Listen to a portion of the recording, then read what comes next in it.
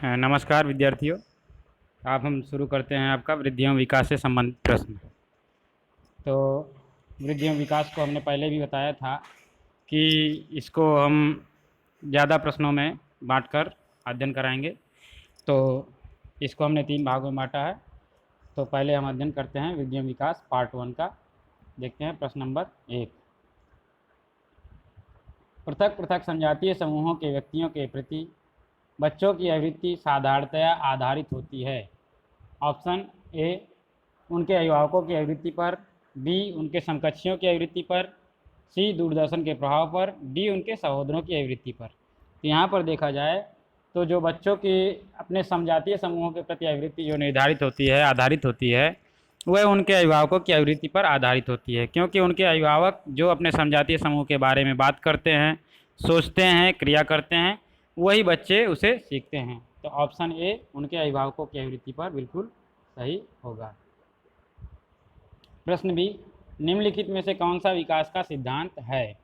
Option A सभी का विकास दर समान नहीं होता है, बी विकास हमेशा रेखीय होता है, सी विकास निरंतर चलने वाली प्रक्रिया नहीं है, डी विकास की सभी प्रक्रिया अंतः संबंधित नहीं है। तो यहाँ पर देखा जाए जो विकास का सिद्धांत से संबंधित है वह है सभी का विकास दर समान नहीं होता।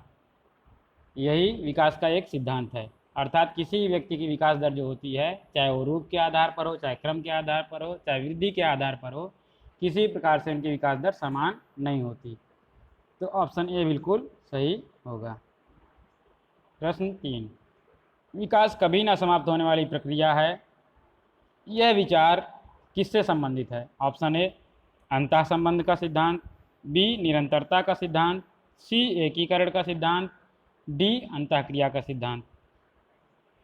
तो विकास कभी न समाप्त होने वाली प्रक्रिया के अंतर्गत हम कहेंगे कि यह सिद्धांत जो है निरंतरता का सिद्धांत है। ऑप्शन बी बिल्कुल सही होगा। प्रश्न 4, बाल विकास की परिभाषा का अध्ययन क्षेत्र वह है जो मानवीय समय में परिवर्तन का परीक्षण करता है। ऑप्शन बी जीवन अवधि के दौरान व्यवहार की व्याख्या ढूंढेगा, सी बच्चों की वयस्क तथा वरिष्ठ नागरिकों के साथ तुलना करेगा, डी किसी बच्चे का संज्ञानात्मक, सामाजिक तथा दूसरे समुदाय के क्रमिक विकास के लिए उत्तरदायी होगा। तो यहाँ पर देखा जाए तो बाल विकास की परिभाषा का जो अध्ययन क्षेत्र है वह किसी बच्चे का संज्ञानात्मक, सामाजिक तथा दूसरे समुदाय के क्रमिक विकास के लिए उत्तरदायी होना है। तो ऑप्शन डी बिल्कुल सही होगा। प्रश्न 5, मानव विकास किन दोनों का गुणात्मक परिणाम होता है? ऑप्शन ए अभिभावक एवं वातावरण का, बी वंशानुक्रम एवं वातावरण का, सी सामाजिक एवं सांस्कृतिक कारकों का, डी इनमें से कोई नहीं। तो हमने वंशानुक्रम एवं वातावरण से संबंधित टॉपिक में बताया था आपको कि मानव विकास जो गुणात्मक परिणाम बनता है वह वंशानुक्रम एवं वातावरण के आधार पर बनता है। तो ऑप्शन बी बिल्कुल सही होगा, वंशानुक्रम एवं वातावरण का। प्रश्न 6, विकास के परिप्रेक्ष्य में समय के साथ होने वाले परिवर्तनों में निम्न में से क्या शामिल हैं? ऑप्शन ए रूप, बी अनुक्रम, सी दर, डी ये सभी। तो विकास के परिप्रेक्ष्य में जो समय के साथ होने वाले परिवर्तन में शामिल हैं उसमें रूप भी शामिल है।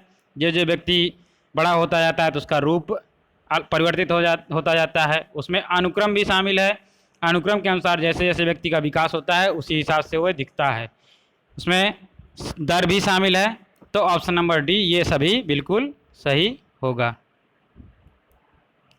प्रश्न 7, निम्न में से कौन सा कथन विकास के बारे में सत्य नहीं है?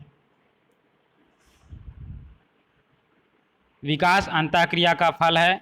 ऑप्शन ए, बी विकास एक व्यवस्थित श्रृंखला का अनुगामी है, सी विकास एक व्यक्तिगत प्रक्रिया है, डी विकास विशिष्ट से सामान्य की ओर होता है। तो यहाँ पर देखा जाए जो विकास के संबंध में सत्य नहीं है वह विकास विशिष्ट से सामान्य की ओर होता है। ऑप्शन डी बिल्कुल सही होगा क्योंकि विकास हमेशा सामान्य से विशिष्ट की ओर होता है। प्रश्न 8, विकास के किस काल को अत्यधिक दबाव और तनाव का काल कहा गया है? ऑप्शन ए किशोरावस्था, बी प्रौढ़ावस्था, सी मध्यावस्था, डी वृद्धावस्था।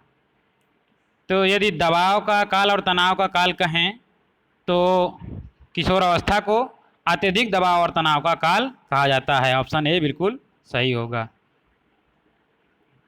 प्रश्न 9, बच्चों के विकास के सिद्धांतों को समझना शिक्षक की सहायता करता है।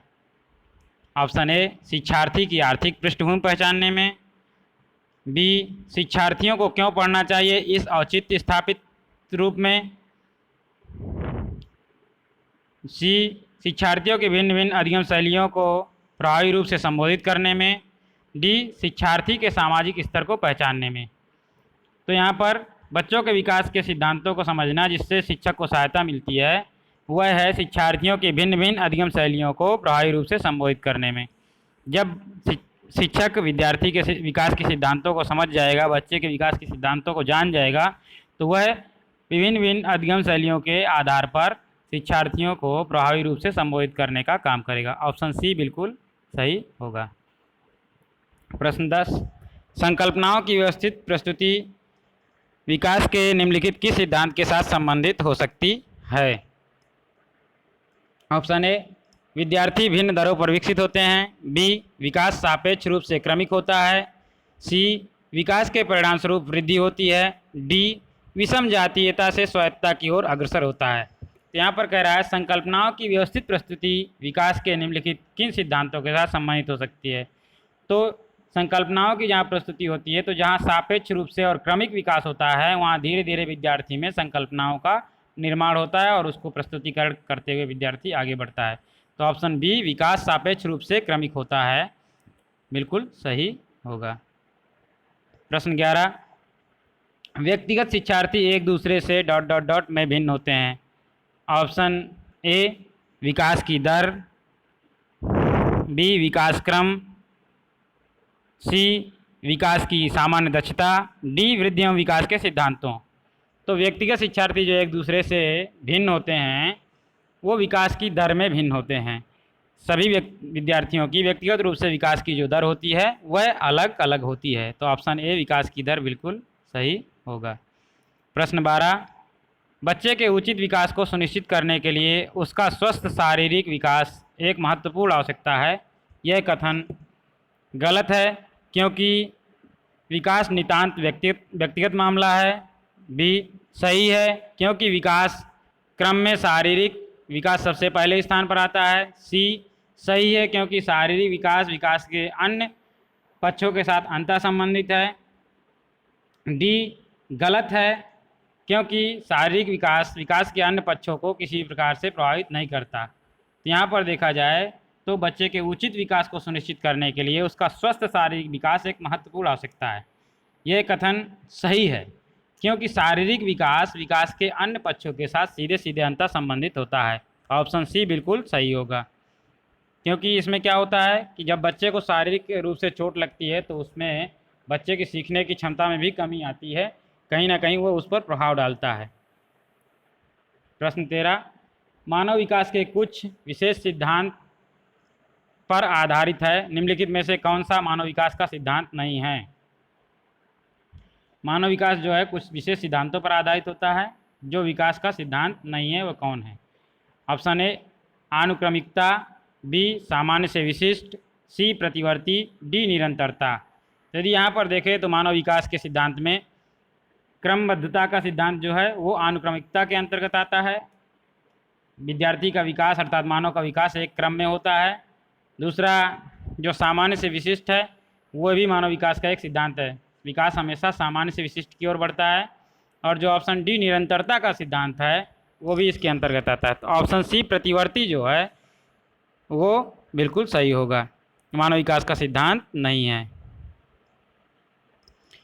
प्रश्न 14, फ्रायड की विकास अवस्थाओं के अनुसार किस अवस्था को प्रारंभिक विद्यालय की आयु समझा जाता है। ऑप्शन ए मुखावस्था, बी गुदावस्था, सी अव्यक्तावस्था, डी बाल्यावस्था। तो फ्रायड की विकास अवस्थाओं में से 3 ही इसमें अवस्थाएं दी गई हैं, मुखावस्था, गुदावस्था और अव्यक्तावस्था। तो यहाँ पर जो प्रारंभिक विद्यालय की आयु समझी जाने वाली अवस्था है वह है अव्यक्तावस्था। क्योंकि मुखावस्था में बालक मुंह से बोल नहीं पाता, अच्छे से स्पष्ट नहीं कर पाता और वह उसमें विद्यालय में पहुंचने लायक नहीं बन पाता। और गुदावस्था में तो बच्चा और भी छोटा होता है। तो ऑप्शन सी अव्यक्तावस्था, जिसमें बच्चा अब कुछ व्यक्त करने लायक हो जाता है, ऑप्शन सी बिल्कुल सही होगा। प्रश्न 15, बच्चों के भाषाई विकास के लिए जरूरी है कि ऑप्शन ए उनको अधिक से अधिक अपने विचार व्यक्त करने के अवसर देने चाहिए, बी भाषाई कौशलों के विकास हेतु गतिविधियां आयोजित की जानी चाहिए, सी पढ़ना लिखना बोलना तथा सुनने का अभ्यास कराना चाहिए, डी उपरोक्त सभी। तो बच्चों के भाषाई विकास के लिए जो ज़रूरी है वह अधिक से अधिक अपने विचार व्यक्त करने के अवसर भी देने चाहिए, भाषाई कौशलों के विकास हेतु गतिविधियां भी आयोजित की जानी चाहिए, लिखना पढ़ना बोलना और सुनने का अभ्यास भी कराना चाहिए। इससे बच्चों का भाषाई विकास अच्छे से होगा। तो यहाँ पर ऑप्शन डी उपरोक्त सभी बिल्कुल सही होगा। प्रश्न 16, कौन सी अवस्था तनाव तथा तूफान की अवस्था कही जाती है? ऑप्शन ए शैशवावस्था, बी बाल्यावस्था, सी किशोरावस्था, डी प्रौढ़ावस्था। तो यहाँ पर इसी संबंधित प्रश्न एक और था, जो तनाव और तूफान की व्यवस्थित अवस्था कही जाती है, जिसमें बालक हमेशा तनाव से ग्रसित रहता है और अंतर्द्वंद्वों से जूझता रहता है और उससे बाहर निकलने का प्रयास करता है, जिसमें अपने अस्तित्व की लड़ाई लड़ता है, वह है किशोरावस्था। ऑप्शन सी बिल्कुल सही होगा। प्रश्न 17, कोहलबर्ग के नैतिक विकास के सिद्धांत के अनुसार निम्न अवस्था में से लोगों की आशा तथा इच्छाएं पूरी करने के संदर्भ में सही या गलत का निर्णय लेता है? ऑप्शन ए अवस्था 1, ऑप्शन बी अवस्था 2, सी अवस्था 3, डी अवस्था 4। तो कोहलबर्ग का नैतिक विकास का जो सिद्धांत है उसमें जो 4 अवस्थाएं दी गई हैं, तो उसमें जब आशा और इच्छाएं पूरे करने के संदर्भ में जब बालक सही और गलत का निर्णय लेने में सक्षम हो जाता है तो वहाँ पर कहा जाता है नैतिक तर्कड़ा। तो अर्थात नैतिक तर्क पर आधारित हो जाता है बालक, उसमें वो तर्क करके सही और गलत का निर्णय निश्चित कर सकता है। तो इस आधार पे अवस्था 3 जो है वह बिल्कुल सही होगी। ऑप्शन सी बिल्कुल सही है। प्रश्न 18, कोहलबर्ग के नैतिक विकास के सिद्धांत एवं उसके विभिन्न स्तरों के अनुसार निम्न में से कौन सा सोपान उनके द्वारा प्रतिपादित नहीं है? ऑप्शन ए आत्म केंद्रित निर्णय, बी परस्पर एकरूप अभिमुखता, सी वैयक्तिक व विनिमय अभिमुखता, डी सामाजिक अनुबंध विधि सम्मत अभिमुखता। तो यहाँ पर कोहलबर्ग के नैतिक विकास के सिद्धांत में जो उसके स्तर निर्धारित किए गए हैं उसमें से कौन सा सोपान जो उनके द्वारा नहीं बताया गया?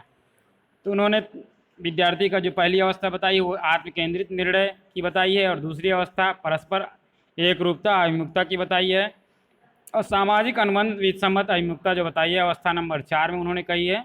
तो वैयक्तिक व विनिमय अभिमुखता जो है वह उन्होंने अपने सिद्धांत में वर्णन उसका नहीं किया है। तो ऑप्शन सी बिल्कुल सही होगा।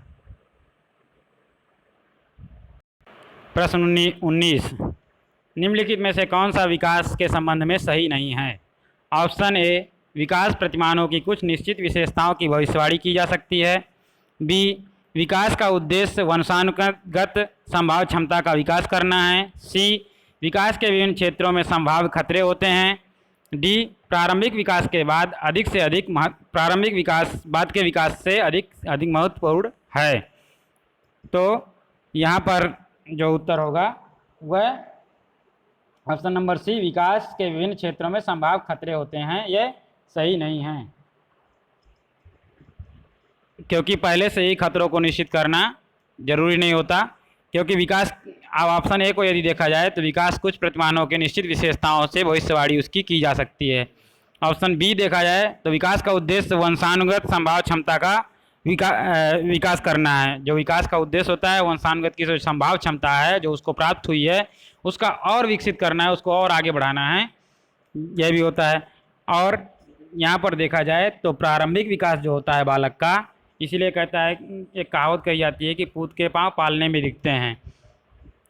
तो प्रारंभिक विकास जो होता है वो बाद के विकास से अधिक महत्वपूर्ण होता है।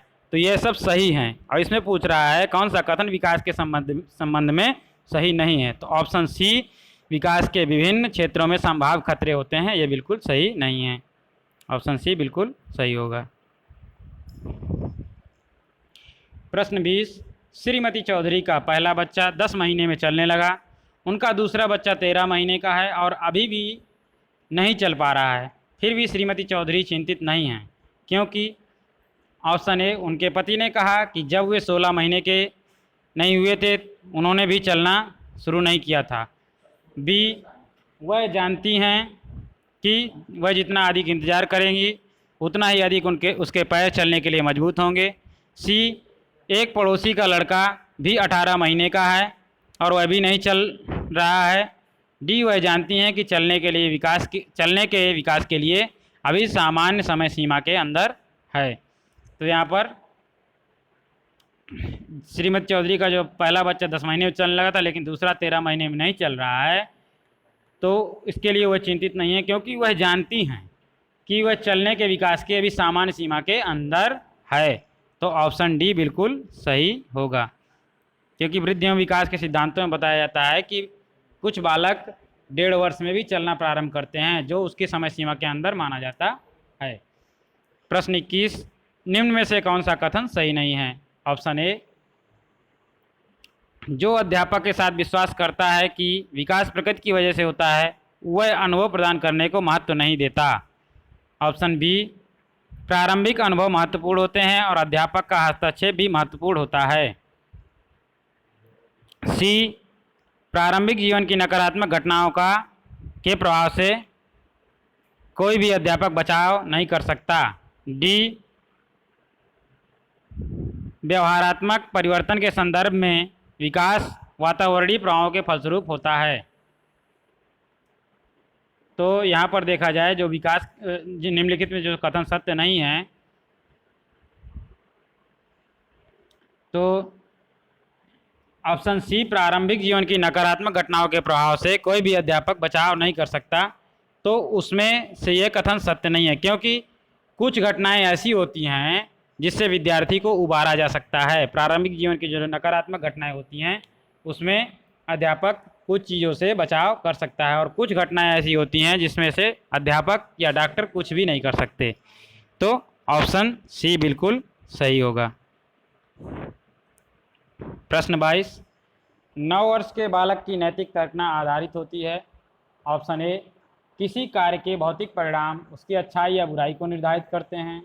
बी, कोई कार्य सही होना इस बात पर निर्भर करता है कि उससे व्यक्ति की अपनी आवश्यकता पूर्ति होती है।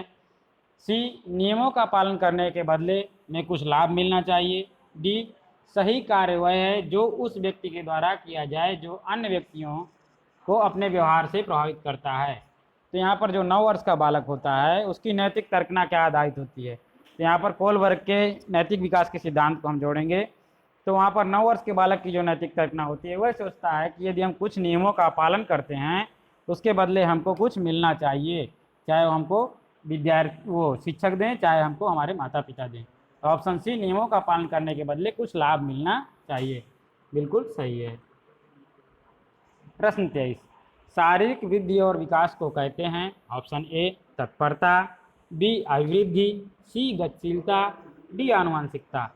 तो शारीरिक वृद्धि एवं विकास की यदि हम बात करें तो सीधे सीधे उसी में उसका उत्तर छुपा है कि शारीरिक वृद्धि एवं विकास को अभिवृद्धि कहते हैं। शारीरिक वृद्धि का मतलब होता है बढ़ना, जैसे लंबाई का बढ़ना, बालों का बढ़ना, नाखून का बढ़ना, हाथ पैर का बढ़ना, इस प्रकार से उसको शारीरिक विकास कहते हैं, तो उसे हम अभिवृद्धि के अंतर्गत लाते हैं। ऑप्शन बी बिल्कुल सही होगा।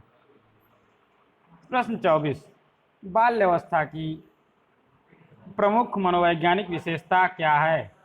ऑप्शन ए, निर्भरता, बी, सामूहिकता की भावना, सी, धार्मिकता, डी, अनुकरणात्मक प्रवृत्ति का अभाव। तो बाल्यावस्था की जो प्रमुख मनोवैज्ञानिक विशेषता है वो है ऑप्शन बी, सामूहिकता की भावना। इस उम्र में, इस अवस्था में बालक अपने मित्र बनाकर उनसे जुड़ने का प्रयास करता है और एक समूह बनाता है जिसमें वह अपने खेल, खिलौने, सारी चीज़ें और अपनी बातें भी शेयर करता है। तो यहाँ पर सामूहिकता की भावना बाल्यावस्था की प्रमुख मनोवैज्ञानिक विशेषता है। ऑप्शन बी बिल्कुल सही होगा। प्रश्न 25, विद्यार्थियों में प्रत्यय विकास निर्माण के लिए शिक्षक, ऑप्शन ए की शिक्षण विधि सरल से जटिल की ओर होना चाहिए, ऑप्शन बी को विद्यार्थी को व्यापक अनुभव प्रदान करना चाहिए, सी को विद्यार्थी को निर्मित प्रत्ययों के अंतरण का अवसर देना चाहिए, डी को उपर्युक्त सभी क्रियाएं करनी चाहिए।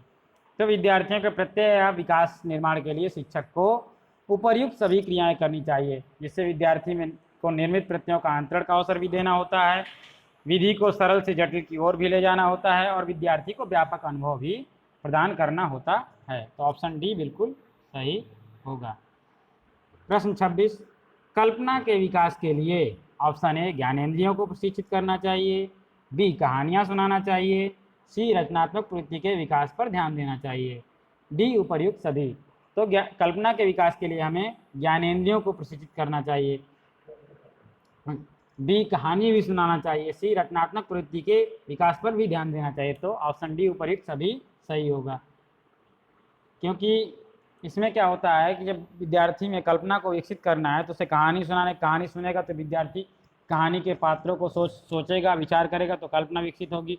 जब ज्ञानेंद्रियों को प्रशिक्षित किया जाएगा तो उसमें से विद्यार्थी विचार करेगा, देखेगा, जो चीज़ देखेगा सुनेगा उस पर भी कल्पना करने का प्रयास करेगा। और जब विद्यार्थी में किसी चीज़ की रचनात्मक प्रवृत्ति का हम विकास करेंगे तो विद्यार्थी कल्पना से कविता रचने, कहानी रचने या कुछ अन्य चीज़ों को रचना करने से संबंधित कल्पना करेगा। तो उपर्युक्त सभी सही होगा। प्रश्न 27, मानवीय विकास में आनुवंशिकता घटनाओं के प्रभाव एवं परिवेश की भूमिका के संदर्भ में निम्नलिखित में से कौन सा कथन समुचित है? ऑप्शन ए परिवेश की भूमिका लगभग स्थिर सी रहती है, बी जबकि आनुवंशिकता का प्रभाव परिवर्तित हो सकता है, ये ऑप्शन ए में ही है, बी व्यवहारवाद के सिद्धांत प्रायः मानवीय विकास की प्रकृति की भूमिका पर आधारित हैं, सी विकास के विभिन्न क्षेत्रों में आनुवंशिकता का परिवेश का सापेक्षिक प्रभाव परिवर्तनशील है, डी भारत सरकार की क्षतिपूर्ति विभेद संबंधी नीति मानवीय विकास में प्रकृति की भूमिका पर आधारित है। यहाँ पर प्रश्न कह रहा है मानवीय विकास में आनुवंशिकता घटनाओं के प्रभाव एवं परिवेश की भूमिका के संदर्भ में कौन सा कथन बिल्कुल सही है? तो यहाँ पर देखा जाए तो पहला कथन परिवेश की भूमिका लगभग स्थिर सी रहती है, आनुवंशिकता का प्रभाव प्रभावित हो जाता है, गलत है। बी व्यवहारवाद सिद्धांत प्रायः मानवीय विकास के प्रकृति की भूमिका पर आधारित है, यह भी गलत है। सी विकास के विभिन्न क्षेत्रों में आनुवंशिकता एवं परिवेश का सापेक्षिक प्रभाव परिवर्तनशील है, ये बिल्कुल सही है कि विकास के विभिन्न क्षेत्रों में जब हम जाते हैं तो आनुवंशिकता भी परिवर्तित हो जाती है और सापेक्षिक प्रभाव भी उसका परिवेश का भी सापेक्षिक प्रभाव परिवर्तनशील हो जाता है। ऑप्शन सी बिल्कुल सही होगा। प्रश्न 28, 14 वर्षीय देविका अपने अंदर पृथक स्वनियंत्रित व्यक्ति की भावना को विकसित करने का प्रयास कर रही है, वह विकसित कर रही है। ऑप्शन ए किशोरावस्थात्मक अक्खड़पन, बी परिपक्वता, सी नियमों के प्रति घड़ा, डी स्वायत्तता। यदि यहाँ पर देखा जाए 14 वर्षीय बालक जो अपने अंदर स्वनियंत्रित भावनाओं को विकसित करता है तो वह अपने अंदर जो विकसित करने का प्रयास करता है वह स्वायत्तता विकसित करने का प्रयास करता है, अर्थात वह चाहता है कि मुझे मेरे काम करने के लिए मुझे स्वतंत्र कर दिया जाए, मुझे किसी से निर्णय लेने के किसी से पूछने की जरूरत न पड़े। तो ऑप्शन डी बिल्कुल सही होगा। प्रश्न 19, खिलौनों की आयु कहा जाता है? ऑप्शन ए पूर्व बाल्यावस्था, बी उत्तर बाल्यावस्था, सी शैशवावस्था को, डी ये सभी। तो यहाँ पर देखा जाए तो खिलौनों की जो आयु कहा जाता है वो मुख्य रूप से पूर्व बाल्यावस्था को कहा जाता है। ऑप्शन ए बिल्कुल सही होगा। प्रश्न 30 अंतिम प्रश्न, निम्नलिखित में से कौन सी पूर्व बाल्यावस्था की विशेषता नहीं है? ऑप्शन ए दल समूह में रहने की अवस्था, बी अनुकरण करने की अवस्था, सी तर्क आधारित प्रश्न करने की अवस्था, डी खेलने की अवस्था। तो यहाँ पर कौन सी पूर्व बाल्यावस्था की विशेषता नहीं है? तो यहाँ पर ऑप्शन सी तर्क आधारित प्रश्न करने की अवस्था, ये बिल्कुल सही नहीं है, क्योंकि इस अवस्था में बालक प्रश्न तो करता है लेकिन उसके प्रश्न तर्क पर आधारित नहीं होते हैं। ऑप्शन सी बिल्कुल सही होगा। इसी के साथ धन्यवाद। और आप लोग ज़्यादा से ज़्यादा इसको अध्ययन करें और इसका पार्ट 2 जल्द ही आपको प्राप्त हो जाएगा। आज शाम तक भी प्रयास करेंगे इसका पार्ट 2 भेज देने का। धन्यवाद।